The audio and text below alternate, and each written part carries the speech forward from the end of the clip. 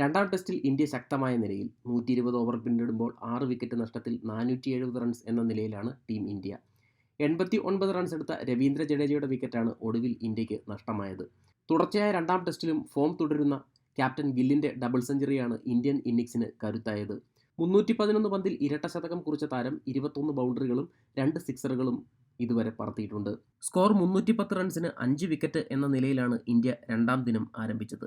6-ാം വിക്കറ്റിൽ ജഡേജ ഗിൽ സഖ്യം 203 റൺസിന്റെ പടുകൂറ്റൻ കൂട്ടുകെട്ടാണ് ഉയർത്തിയത്.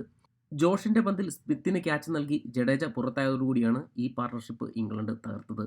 ആദ്യ ദിനം ഋഷഭ് പന്ത് 25, കരുൺ നായർ 31, യശസ്വി ജയ്സ്വാൾ 87, KL രാഹുൽ 2, നിതീഷ് കുമാർ റെഡ്ഡി 1 എന്നിവരുടെ വിക്കറ്റുകളാണ് ഇന്ത്യക്ക് നഷ്ടമായത്. ഇംഗ്ലണ്ടിന് വേണ്ടി ക്രിസ് വോക്സ് 2 വിക്കറ്റുകളും നേടി. മത്സരത്തിൽ 137 പന്തുകളിൽ 89 റൺസ് നേടിയ രവീന്ദ്ര ജഡേജ മികച്ച പ്രകടനമാണ് കാഴ്ചവെച്ചത്. 10 ഫോറും 1 സിക്സും അടങ്ങുന്നതായിരുന്നു ജഡേജയുടെ തകർപ്പൻ ഇന്നിംഗ്സ്.